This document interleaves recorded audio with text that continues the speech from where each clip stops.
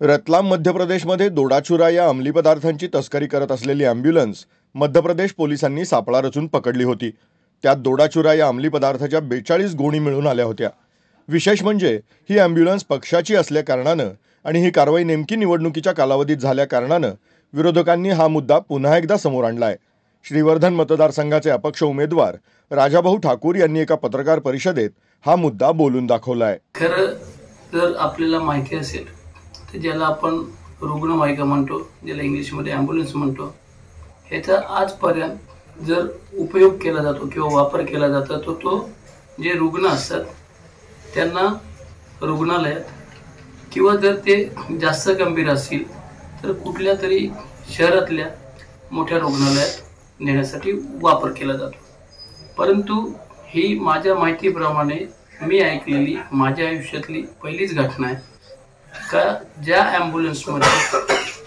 रतलाम म्हणजे आपल्या मध्य प्रदेशमधला जे रतलाम शहर आहे त्या भागामध्ये ती ॲम्ब्युलन्स पकडली गेली आणि त्याच्यामध्ये जे अंमली पदार्थ आहेत ज्याला आपण इंग्लिशमध्ये ड्रग्ज म्हणतो ते तिथली स्थानिक पोलीस प्रशासनाने पकडून त्याच्यावरती कारवाई केली। पण जी कारवाई केली ती ॲम्ब्युलन्स माझ्या माहितीप्रमाणे या भागातील म्हणजे आता जो पक्ष आहे नॅशनलिस्ट राष्ट्रवादी काँग्रेस पार्टी ती जी आहे अजित पवार गटांची, त्या अजित पवार गटाच्या त्या या भागातील जो कोण पदाधिकारी आहे त्याच्या नावाने ती गाडी नोंदलेली आहे आणि त्या गाडीमधून ज्या वेळेला नशिले पदार्थ त्यांची तस्करी करण्यात येत होती ती त्यावेळेला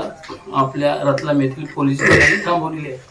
खरं तर यांनी फक्त स्वतःचंच नाव नाही तर आपल्या रायगड जिल्ह्याचं आपल्या तालुक्याचं देखील नाव यांनी खराब केलेलं आहे।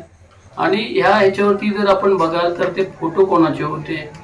तर अजित पवार गटाचे जे नेते मंडळी आहे, जे स्थानिक नेते आहे, स्थानिक म्हणजे जे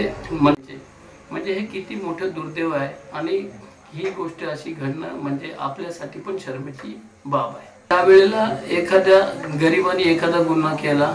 तर त्याला तुम्हाला माहिती असेल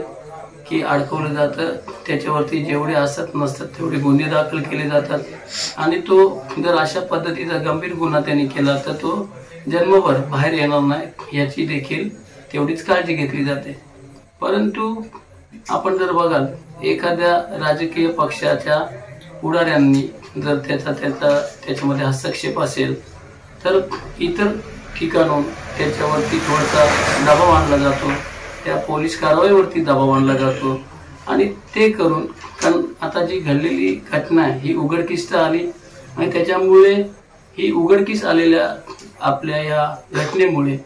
नावं खराब झाली आणि पुढे आणखीन त्याच्यातून जी कारवाई थांबवली त्याचं मूळ उद्दिष्ट असं आहे की ह्याच्यामधून जे आरोपी पकडले गेले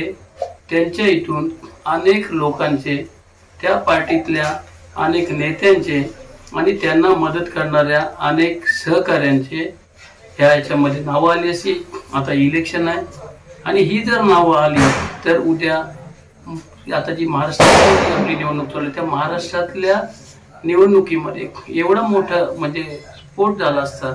आणि त्या पार्टीचं नाव तर खराब झालेलंच आहे पण संपूर्ण अख्ख्या महाराष्ट्रात त्या पार्टीचं नाव खराब झालं असतं म्हणून ही कारवाई हेतुपुरस्कर थांबवली असल्याचं लक्षात येत आहे।